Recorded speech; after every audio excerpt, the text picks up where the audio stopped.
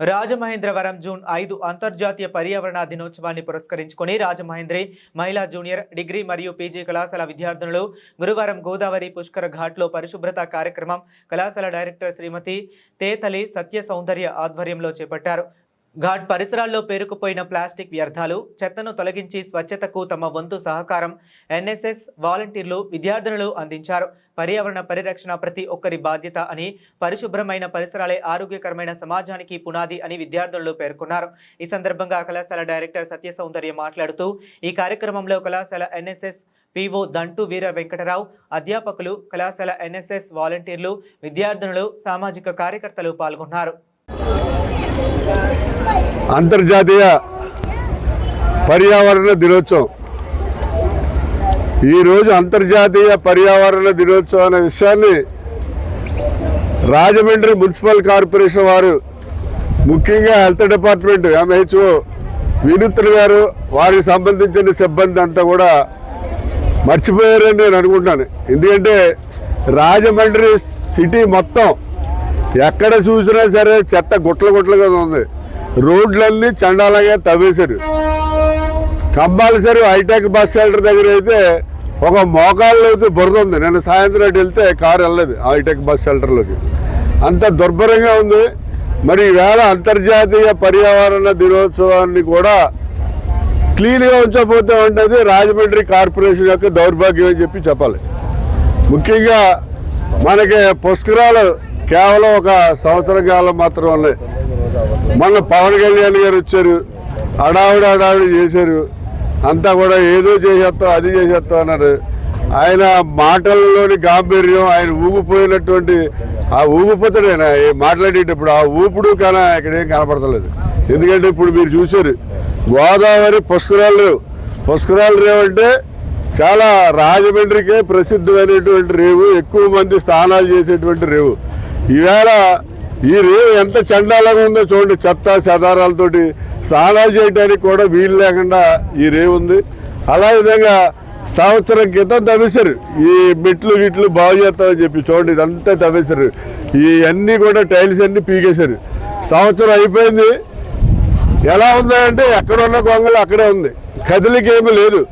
మరి పుష్కరాలు వెళ్ళిపోయినా ఎలా ఉంటుందా అనేది చెప్పలేం. పుష్కరాలకు కూడా ఇలాగ ఉండొచ్చు బహుశా. ఎందుకంటే నేను అనుకోవడం ఏంటంటే పోయిన పుష్కరాలకి చంద్రబాబు నాయుడు గారు వస్తే 27 మంది చచ్చిపోయారు. అందరూ తెలిసి పుష్కరాల రేవులలో చచ్చిపోయారు.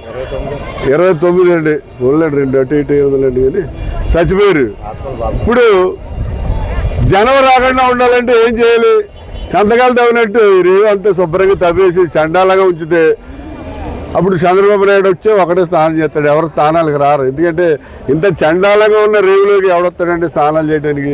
అసలే మన రాజమండ్రి పుష్కరాల రేవు, కోటిలింగాల రేవు ఇవన్నీ కూడా ఒకవైపు పేపర్ మిల్ కాలుష్యం, ఇంకోవైపు రాజమండ్రి నగరంలో వచ్చి మురికి నీరు 55 MLD మురికి నీరు వచ్చి గోదావరిలో కలుస్తుంది. అది కాకుండా కాతేరు దగ్గర ఈ మన సెప్టిక్ ట్యాంకుల్లో వచ్చే 100 సెప్టిక్ ట్యాంకుల మలమూత్రాలు కోటిలింగాల పుష్కరాల రేవు కంటే ముందు కాతేరు ఇసుకరాముల దగ్గరికి వెళ్తున్నాయి. ఇవన్నీ వచ్చి కలిసిపోతున్నాయి.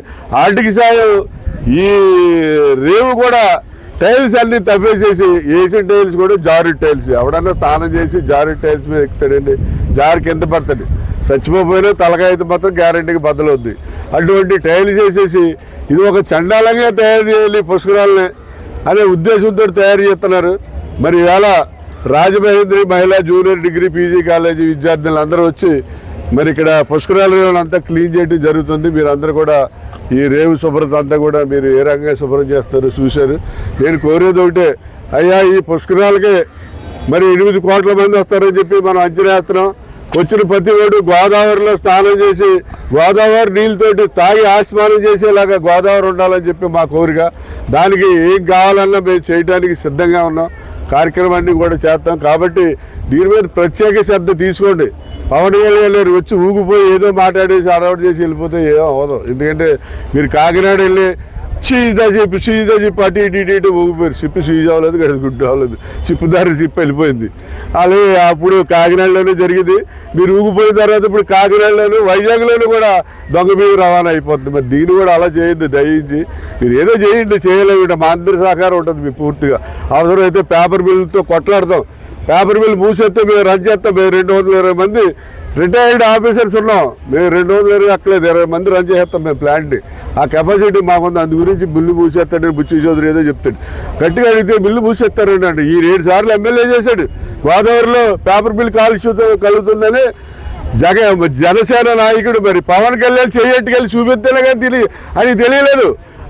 ఆయన సొంత నియోజకవర్గం వెంకటనారాయణ తూర్పులకలో కల్యూషన్ కలుపుతుండే నాకు తెలియదండి. పేపర్ మిల్లు అడిగితే మూసేస్తారని అడగట్లేదు అన్నాడు. సిగ్గు ఉండాలండి చెప్పడానికి. మనం పదవి చేయడమే కాదు, పదవికి న్యాయం కూడా చేయాలి. అయినా మీకు ఏది అయిపోతుందండి మిమ్మల్ని అంటే మాట తప్పు. కానీ ఇంకా అది వదిలేండి. ఇంకా అందుకించి మీ వల్ల ఏం కాదు. పవన్ కళ్యాణ్ గారు మీరు ఏదో చేస్తారో ప్రజలు ఆశతో చూస్తున్నారు. మీకు మేము 100% కోఆపరేషన్. రాజమండ్రిలో ఉన్న అన్ని కాలేజీ స్టూడెంట్స్ కూడా వచ్చి మీ వెనకాల ఉంటాం. అలాగే రాజమండ్రి పేపర్లో రిటైర్ అయిపోయిన 220 మంది ఆఫీసర్లు మీ వెనకాల ఉంటాం. మీరు డ్రాస్టిక్ డెసిషన్ తీసుకోండి. గోదావరిలో స్నానం చేయడానికి వచ్చిన వాళ్ళకి శుద్ధమైన మంచినీరు ఇవ్వండి. స్నానం చేసి అదే నీటితో ఆస్మానం చేసుకునేలాగా మీరు ఏర్పాట్లు చేయమని చెప్పి పవన్ కళ్యాణ్ గారిని కోరుతున్నాను.